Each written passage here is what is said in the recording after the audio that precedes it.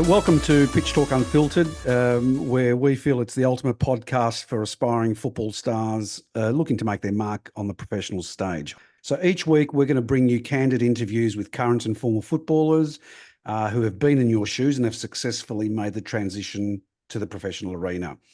You'll hear their stories, their struggles, their triumphs, which basically offers a real life perspective that you won't find in any playbook. But that's not all. We'll shed light on the crucial aspects you need to watch out for when dealing with clubs, with club scouts, with player agents, from understanding contracts and spotting red flags to making the right decisions for your career and financial future. We're going to delve deep into the role of agents, and they're the gatekeepers who can make or break your career. How to choose the right one, what questions you should ask, and most importantly, how to protect yourself from those looking to exploit your talent for their financial gain. And that's a very crucial thing that we're going to be talking about today. So let's get ready to step off the pitch and into the boardroom, as we say, as we're going to equip you with the tools and insights you need to navigate the business side of football. So, Andrea, welcome to our third podcast. I guess the first and most important insight is along your experience in the game over the last 10 years. So let's maybe start on when you first experienced the business side of football and just briefly explain what exactly that scenario was. Yeah, first of all, thank you for having me as always. It's always a pleasure. In regards for my first kind of exposure to the business side was when I first moved here in the US. I was 16, and I was coming from the European system. So I played from when I was 4 years old to 15, 16 in Italy in the Italian system. So when I moved out here, I saw that to play in academies, you had to pay a big fee, and they're not cheap. And I saw that was my first kind of shock, because it's one thing if you have to pay for your uniforms, you have a little fee, but these fees were in the thousands. And I was shocked because, there was many families that couldn't pay. And, that was kind of my first thought, like, why, if you want a player or a kid can't pay to play on academy, like, why is that possible? Because not everybody could have paid those fees. And that was kind of my first shock, definitely. Mm-hmm. So um, how old were you? I was 16. 16. So, and again, I see this in a lot of young kids, is that, when clubs are interested in a young kid, the young kid thinks, and rightly so, that they're a good footballer. So why pay to play? Now, it's not just in the US, coming to any academy in Europe will be the same. As you well know, we've experienced it in Italy. Is this, do you think, where the game is currently at? To get into academy, you have to obviously show where the money is. Yeah. I think over the years, as we all know, the football industry just shifted. The whole world did, just towards the money side now. So I think money just became more powerful. And, it still happens. And the thing is, as we mentioned in the previous podcast, there's not enough exposure, but there's not enough attention in the lower leagues in the professional pyramid.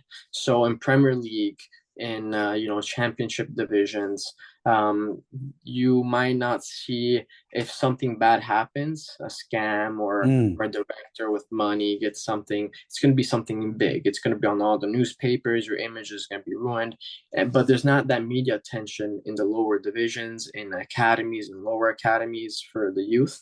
And So they can get away with it, basically. Yeah. Yeah, a lot of sketchy things happen. I think this is a big problem, because with that media attention just focusing in the first divisions, the lower pyramid is just becoming just a mess. And I saw with my own eyes.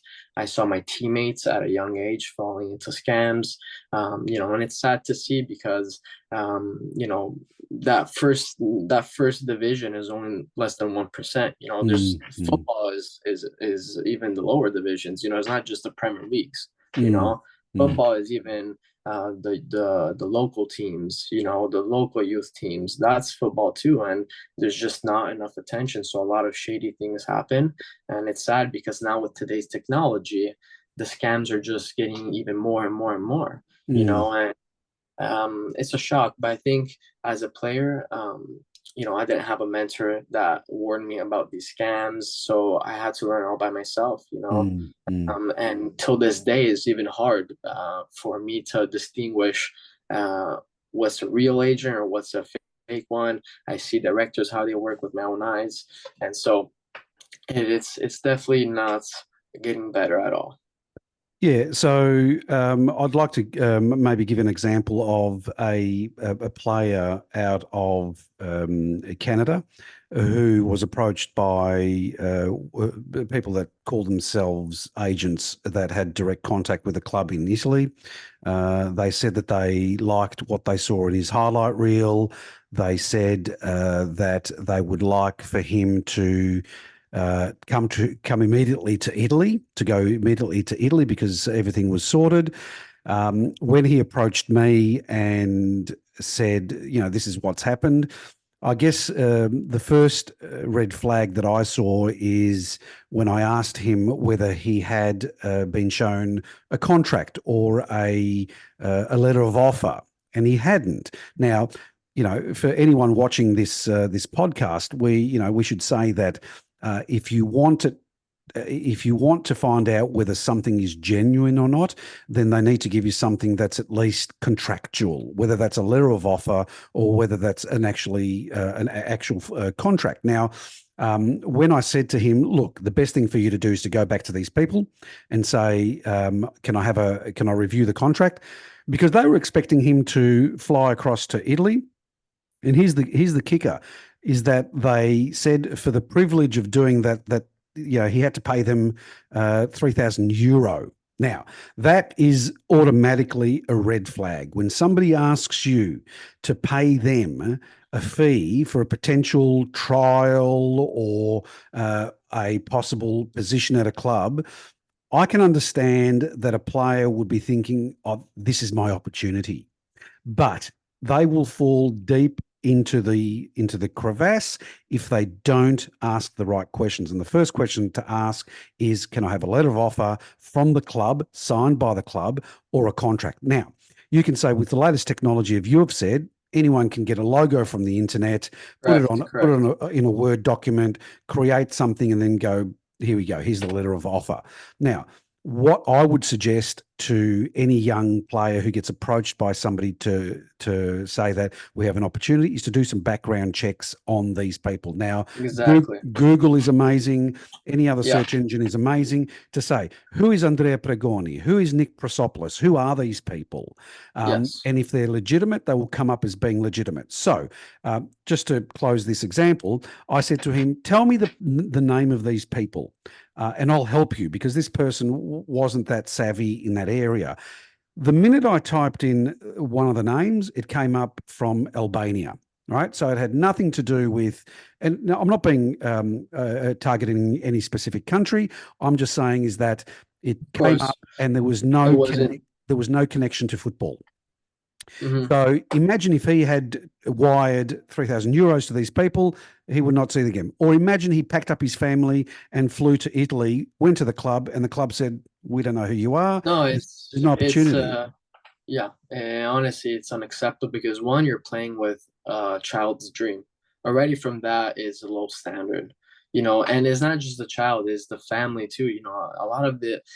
A lot of my teammates that they fell into scams, it's a sacrifice for the families even to give them the Yeah, money to, 3,000 just from what you told me. I mean, that's a that's a big lot. amount That's a lot of for a money. child.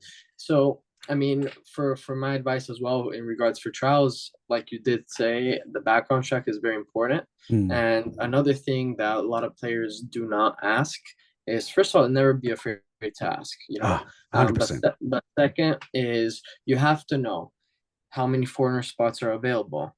Because a lot of players they travel, and I saw with my own eyes, they travel literally across the other side of the world, and there's no foreigner spots Mm, left. mm, And they just went there, trialed, and they're like, "You're a good player, but we don't have no more spots." So mm. always make sure there's If you're a foreigner in that country, you don't have the passport, make sure that there's available spots as a foreigner. That's a very good point. Very good point. Then I would also like, and it happened to me in the past where I went to clubs that they were interested. They loved me as a player, but they already had 9 defenders signed, 8 defenders signed. Mm, So you always have to make sure, do they need my position? How many players are signed as a center back? How many players mm, are signed as a fullback? You have to make sure. And if he doesn't know, you research it. There's websites, transfer market. You have to be sure to know that there's available spots in your position, because mm. if you're a center back and there's 6 center backs signed on the roster, you're not. What's your purpose there? That's right. So you have to make sure that there's spots as well open for your position. And Mm, then I always ask, does the coach know me? Because a lot of times you go on a trial and the coach doesn't even know you're there. So be sure that the coach at least saw your highlight video, or he knows about you. mm, Because if a coach doesn't even know that you're coming, his trainings are not planned for you to showcase. His drills are focused on the starters or the players already signed. So always be sure that at least as coach and assistant coach, someone in the coaching staff knows that you're there or you're going. mm, mm. And that's very important. Mm. So, although it boosts your self-esteem when somebody comes calling, somebody comes chasing you, the important thing is not to jump headfirst into the shallow end of the pool, so to Oh, speak. no. So, having some research that you need to obviously dive into, not just from the agent or the scout that's contacted you, but also the club and the positions. Obviously, the foreign player if you're going to play in another country. I think that's very important. Yeah. And the other thing that I wanted to raise, and because it is a billion-dollar industry, the one point that a lot of agents that I've spoken to who have not known that I myself am an Correct. agent have said that it's just standard practice that, if you're going to put your son into a football club that's, he could potentially make, $3-4 million a year. So paying 2 or 3 thousand euro now is not an issue. Again, that's how they catch you, because I they try and convince you that you're going to make it when they can't even um, No. confirm that.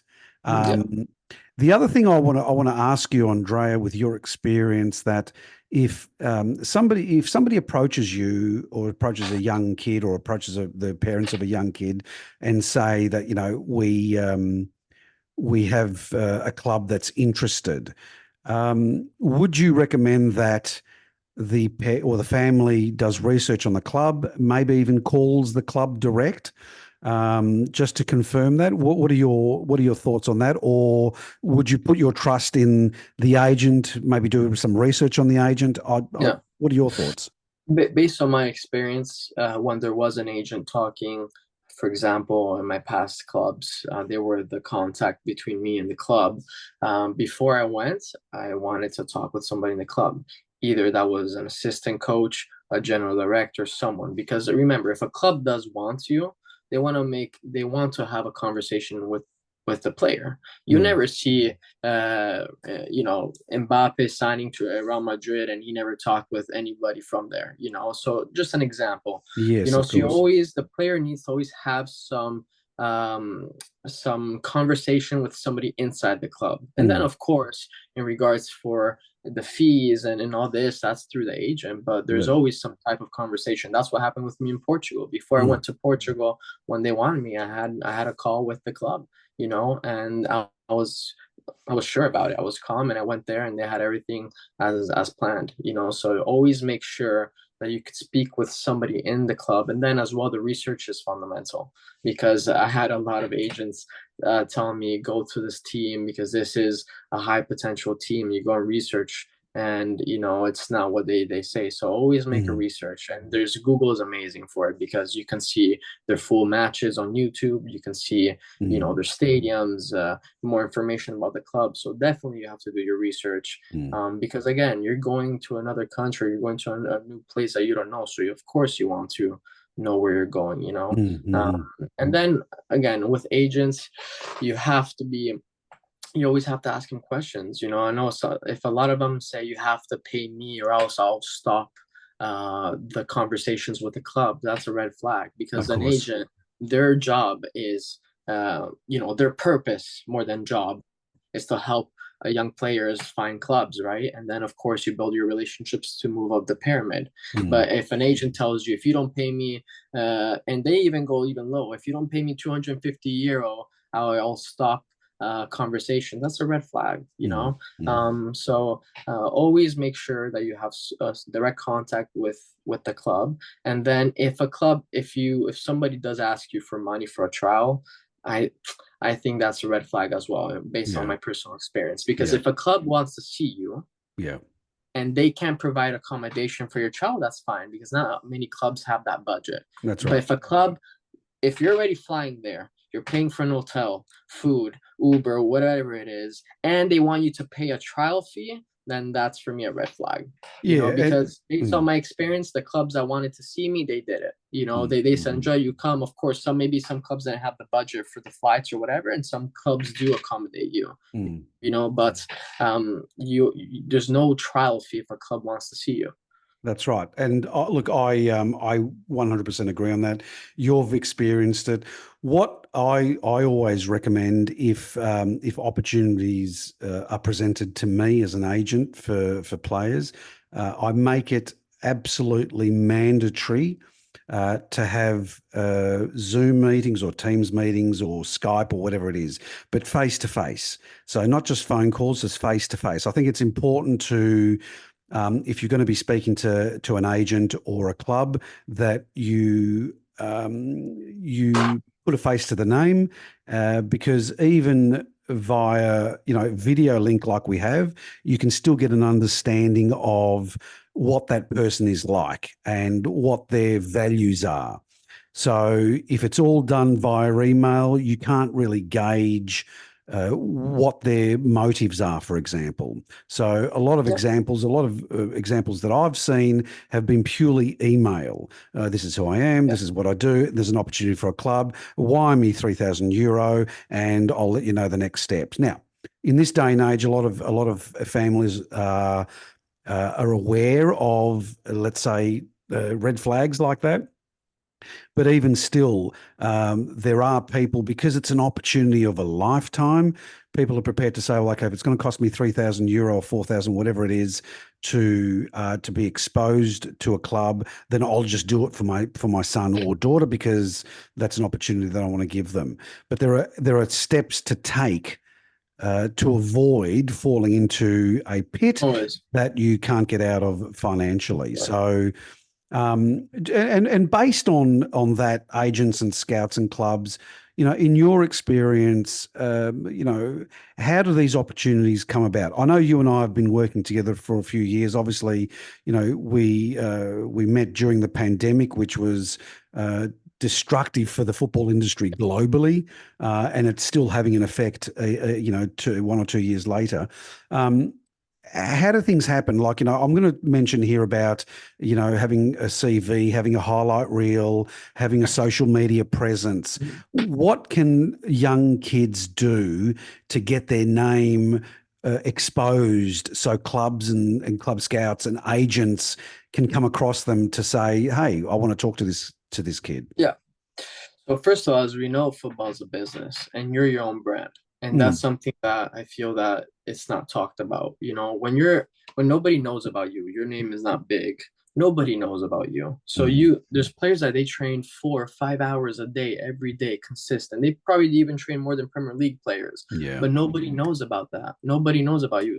So what I always say is you have to market yourself always. you have to market your own brand, and that is an investment, Mm, because even when I started my career, I didn't have no connections, I have no mentors, my family didn't have connections, I had no connections. So I got on Google and I did it the old way. I mm, searched up countries I was interested into going, search up agents, and you have to have a professional highlight video and CV. That's a must. mm, You always have to have a professional CV and a highlight video done. If you have to invest some money into it for an editor to make your highlight video or a CV, or if you know somebody that can do it for you, do it.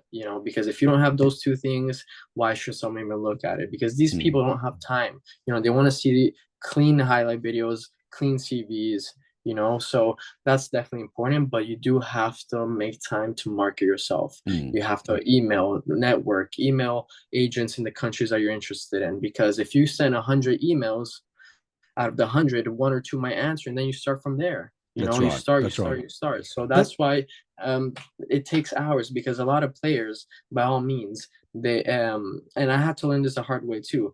They train hard every day. They have a good plan, their schedule, but they don't want to put effort to network themselves, and that mm, takes hours. If I tell you the amount of hours I did at night before sleeping every night, just emailing, networking, trying to figure it out, who can help me in this country, who can help me in that, it takes hours, but it's important because you're in your own brand. Nobody knows about you, so that's what you have to do. So definitely that. But and you also have a clean social media. I'm not saying that your mm. social media needs to be like professional with sponsorships, but just have a clean social media. If you can put a reel of you playing, a fun reel, creative reel, do it. Have your sports page, whatever it is, but as long as it's clean, have a clean the followers is not a problem. That's the last thing. It's just having a clean platform if they search your name, but definitely have a highlight video and CV done professionally. That's 100%.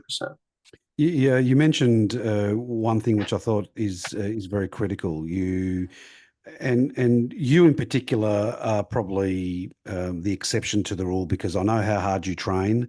I know how hard you work off the pitch and on the pitch, and how hard you work on the business side of things. Because again, as I said, you're an exception to the rule because not many kids of your age get to do that at that level, right?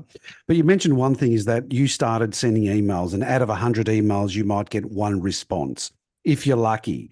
Because Yeah, remember, you and tens of thousands of other kids are doing the of same, course. right? So that's, I guess, one piece of advice to give to our audience is that just because you send out 200 emails doesn't mean you're going to get 200 responses. Sometimes Correct. you're going to send out 200 emails 10 times before you get Yeah, even one response. But it's about being persistent. It's about commitment. It's about having that discipline correct. to continue doing because it's not going to be easy. Remember, It's like we not said, easy. football is a multi-billion dollar industry. The potential to making a lot of money is huge. And if somebody's going to allow you to come into that industry, then you need to show to them, you need to prove to them that not only can you play the game, but you're committed, you're disciplined in all aspects of the game.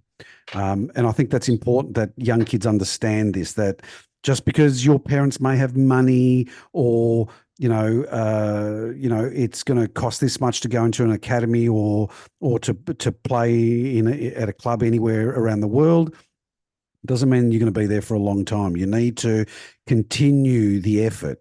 Yeah. Yeah, and throughout the process, it might seem funny, but the process of networking and emailing, it builds your some skills that you didn't even know that you had in yourself. I Mm, mean, years of networking, building my network in the football industry, like you said, emailing, it develops some skills that I still use outside of the pitch.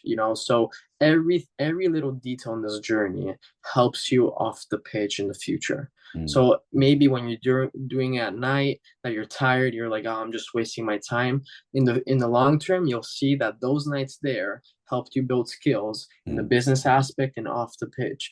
So every detail in this journey is very important. mm, And I think you have to dedicate time into this because again, a young player, they see this with the social media, how the Premier League players live their day in lives, that they're not even doing this, so they're thinking I'm just going to train and then somebody's going to knock on my door.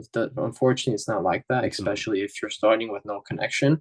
So that's why you have to do the dirty work. You have to do this, but again, there's also negatives of being in contact with many agents. And like you said, you're going to be in contact. If you send 100 emails, 4 or 5 might answer. Maybe those 4 or 5 are scam agents too. So you have to deal with that as well. It's not just like an agent answers you back and you're good to go. You have to also be with your knowledge. You have to know if it's a real agent or not. And I encountered thousands of agents that they were scams, and I have the experience now to kind of distinguish it. But I can imagine a 16-year-old that just starting their journey, how they can just fall in the trap, and that's why it just, for me, is heartbreaking just to see it, because you're playing with somebody's dream already. To have the courage to follow a dream of being a professional footballer, you just have to make it miserable for them and the families, so this is, again, it goes back that the federations, they need to put more attention into this. They need to do something about it, because it's not just about the World Cups and the Euros. Football is also about the youth, the local teams. These agents are scamming players. Like, that's football too, and they need to do something about it, because it's not okay. And it's just heartbreaking. Well, and this is where you and I, having been in this partnership for now 5 years, that, you and I welcome questions from anyone that wants to get a bit more advice and insights outside of this podcast. We'll put some email addresses and some contact points at the end of this podcast. But with both our experiences, you as a player, me as an agent, we've both been exposed to clubs all around Europe. We can obviously help the young kids make the right choices, not necessarily we can give them opportunities, obviously, but we can help them make the right choices. In terms of just to quickly go over social media, for example, I know that a lot of teenagers are onto social media, whether it's Snapchat, TikTok, or Instagram, Facebook, to a lesser degree. I just want to hear your thoughts on the importance of being professional. If you're going to have your channel as young footballer, this is who I am, this is who I play for, just to be professional about what you post, remembering that anything you post is on the internet forever. Okay. And I think that clubs and scouts do a lot of is you might research scouts and clubs. The reverse happens as well. So if they see you as a good player, the first thing they're going to do is they're going to go to your social media account to say, what is this young kid talking about publicly? Yeah. So in regards for the social media, as I always say, is you have to, act like a professional, even if you're not on a professional team, even on social media. A lot of these players, they go around saying that, they're professional soccer players or they're aspiring professional football players, but then they post that they're partying, alcohol, smoking. Like, I'm not saying that your social media needs to be all about soccer or health, but, of course, you always want to keep that in the back of your head. You have to act like one, even when you're not on a team. So even as a free agent, you always want to be careful. And this is not just for the clubs to see it, but this is also for your own good.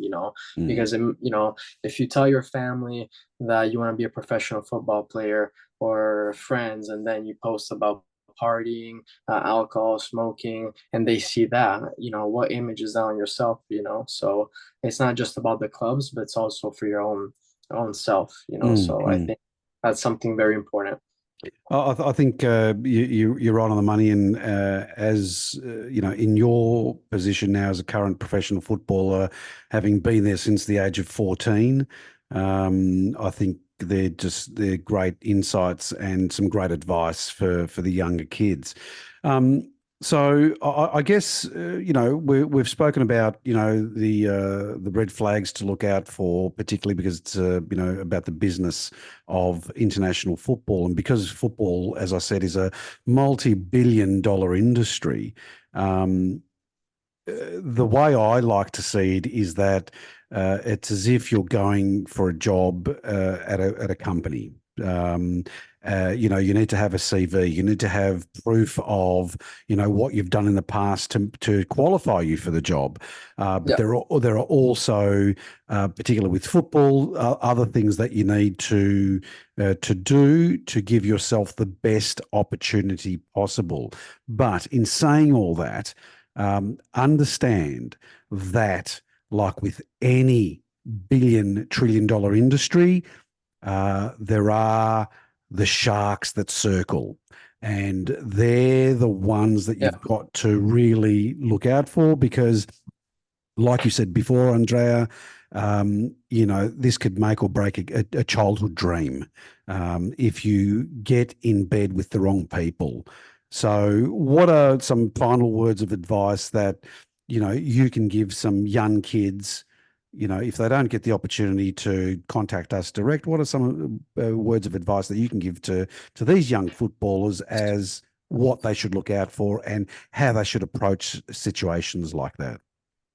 So starting my career, I mean, something that I wish somebody would have told me back in the day is like you said, the Sharks. I mean, since football has become even more of a business, you see that the people that work in clubs, so coaches, directors, agents, even players, they all think for their own self.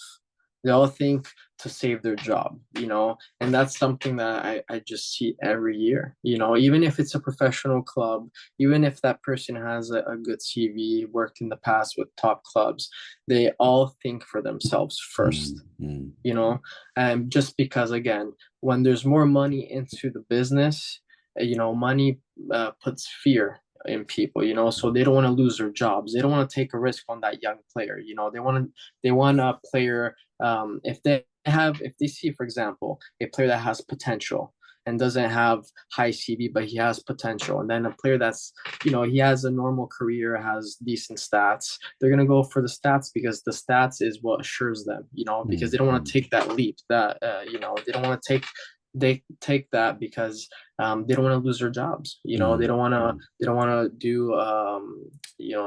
They don't want to be embarrassed or make the wrong decision and then they get in a bad position. So Mm. I think that that's something you have to know before you're going into a club is they think for themselves first, always. At least from this is my opinion, what I No, saw. no. In fact, Oh, I agree with you 100%. But what that makes me think of is they think for themselves because they don't want to lose their job, but also the importance of networking. And whoever you're exposed to in the industry, don't burn bridges, essentially. always. Because And yeah, sorry, continue, Nick. No, I was going to say because one day you might come across them. They've gone from a fifth division club and then now working at a first division club. And the last thing you want is to have any bad blood out in the industry because, again, remembering that some decisions are made and some footballers are given opportunities where they shouldn't be given the opportunity.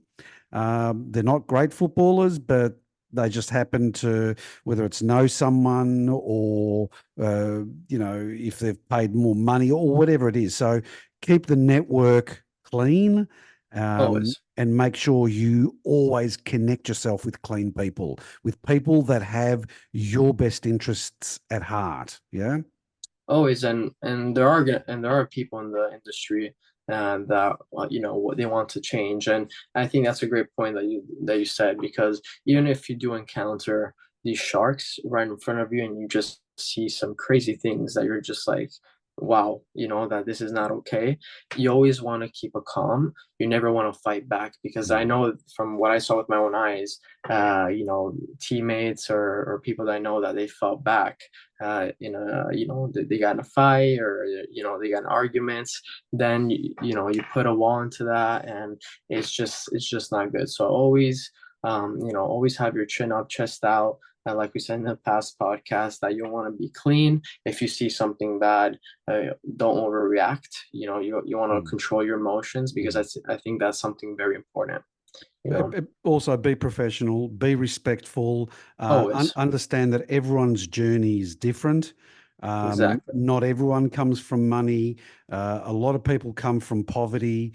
But, again, don't burn bridges along your journey, because, like I said, you can come across somebody in the football community that can make your dream into a reality. But if you've burnt bridges, if you've been arrogant, if you've shown people that you know better than they do, No, then it's not going to look good on you as a person. And keep your values strong. always. Um, Before we close, I want to quickly again talk about, connecting with the right people in terms of agents, first and foremost, because a lot of times young players won't get the opportunity to talk to clubs direct. So connect yourself with people that, once you've done your research, they are good people. And that's what it comes down to. Even though the business of football is surrounded by sharks, there are still good people out there that have your best interests at heart. And the other important thing is that if you're ever approached by anyone to get something in writing, and to get others to look at that, independent people to look at that, to make sure that they are legitimate contracts, they are legitimate letters of offer, they are legitimate clubs, and even pick up the phone and call the club and say, I've received this from this person. Is there an opportunity? There's nothing wrong with that. Yeah, and for the contracts, when you do have an official contract in front of you, what I always say is, based on also my experience, is you have to look at the small details. Those small details is what makes the difference in a contract, because you have the general clauses, which is in every contract, but then those small details is what you need to pay attention to. And that's something that I learned as well, is the small details, because you never know what happens. Something might happen. We never know. Mm, So remember, football is always a business. Even if the club wants you and they're happy with you, it's always that business mentality is always behind the back of their heads. that's a So very you good always point. want to make sure that those small details, with whatever you agreed on, Mm, is stated, because that's something very yeah. important. And then lastly, I just want to say that, even if an agent, because in my past career I had many agents telling me that I can't reach at this level, it's impossible, and Mm, they say direct, and you know what it is you have to respect it. Everybody has its own opinions, and you mm, have to respect it. It's not that every opinion that you receive is always positive. You have to respect even the people that they think that you might not make it, you can't mm, play at that level. You just have to respect it. It's a part of the game. It's like us being fans of football. How many yeah. times that we say that player is not for, he can't play at Manchester City, Yep. he can't Yep. do Yep. this. It's Yep. just a part of the game. So you Yep. always have to respect opinions of others, good or bad, and the respect is what makes you as what grows you as a person, Mm-hmm. having that respect and able to take in good or bad, so that's something very important. That's great. Great advice, Andrea. I hope the people that watch this podcast have got something out of it. And like I said, you'll see some contact details at the bottom of this screen in case you want to reach out and ask questions or make contact with either myself or Andrea. If there are any clubs or coaches or scouts out there that want to collaborate on this podcast, we welcome the opportunity. So as we come to a close, obviously understanding the business side of football not only helps you make informed decisions, but it also empowers you to take control of your career from the very start. So success in football, as you know, Andrea, requires more than just skill with the ball at your feet. It requires a keen mind and a strategic approach to every aspect. And remember, knowledge is power. And in a world as fast-paced as competitive professional football, being well-informed can be the difference between a fleeting career and long-term success. So stay tuned, stay focused, and above all, remember that the game is more than just what happens on the pitch. See you next time.